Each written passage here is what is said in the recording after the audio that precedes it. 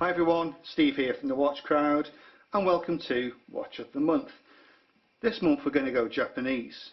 We had a GMT from Ball last month. This month we've got a GMT from Grand Seiko, and this is the SBGN013.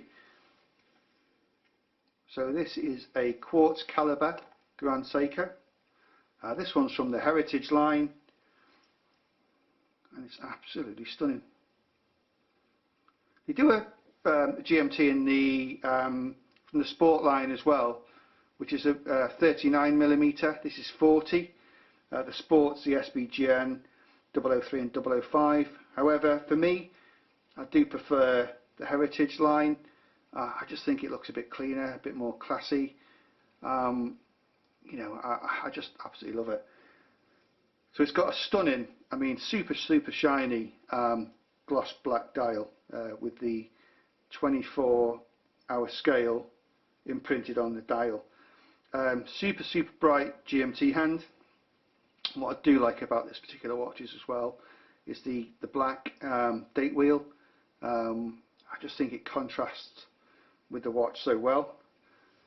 You've got your Zaratsu polishing to your case flanks, which is super shiny. And it takes about 3 years training to enable one of the guys to actually do the polishing on the Grand Seiko watches. So yeah, it's 3 years worth of training just to polish a watch case.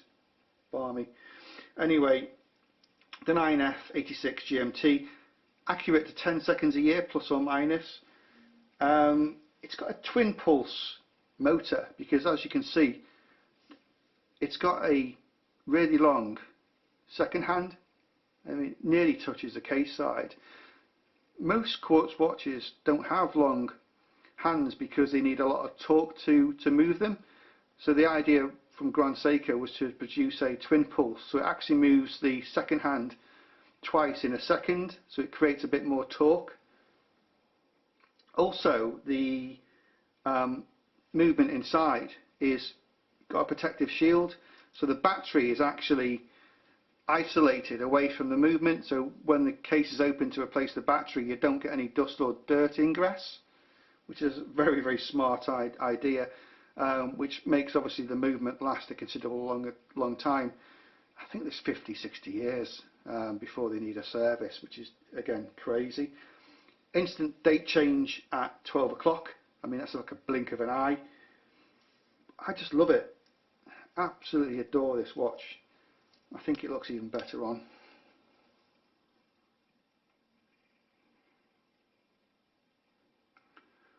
And I really do think at the moment Grand Seiko is up there in the popularity stakes. You know, forever reading on forums the Grand Seiko versus Rolex debate. You know, everyone's got their own preference. I know which one mine is. And I think they've kind of been smart about the repositioning of the Grand Seiko logo away from the old style, like this one where you had the Seiko and Grand Seiko on the dial. You know, because a lot of people will say, oh, this one's just an expensive Seiko. So I think, you know, it kind of sells the watch a bit better. It also makes the dial look a bit cleaner.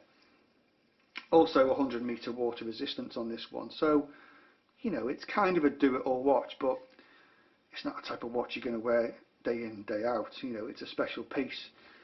And being honest, it's one of my favourites in my collection. I think it's a stunning looking watch. And that's why this is my watch of the month. So thanks for listening. Tune in next month to see what is going to be June's watch of the month. So take care. Obviously keep visiting the site for regular updates on our articles. And thanks for listening. This has been Steve from the Watch Crowd.